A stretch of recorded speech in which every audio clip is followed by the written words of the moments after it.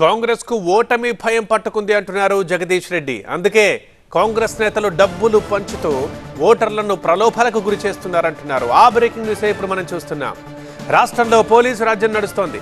ఎలాగైనా గెలవాలని అరాచకాలు చేస్తోంది కాంగ్రెస్.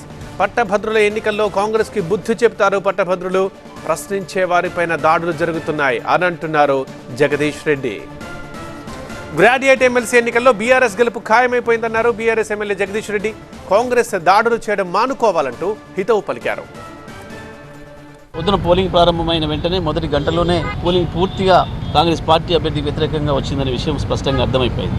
మొత్తం బీఆర్ఎస్ వైపు వెళ్తుంది, రాకేష్ రెడ్డి వైపే వెళ్తుంది అన్న భావన ఎప్పుడైతే వచ్చిందో అప్పటి నుండి మళ్ళీ 10 గంటల తర్వాత నుండి పెద్ద ఎత్తున డబ్బుల పంపిణీ కార్యక్రమానికి అక్రమంగా శ్రీకారం చుట్టిండ్రు.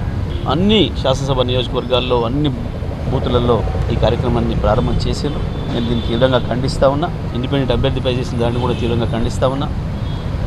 అనేక చోట్ల ఓట్లు రావటమన్న దుగ్ధతోని బీఆర్ఎస్ పార్టీ కార్యకర్తల్ని భయపెట్టేయడం, దాడులు చేయడం, ఫోన్లు చేసి బెదిరించడం, ఇటువంటి కార్యక్రమాలు కూడా చేస్తున్నారు.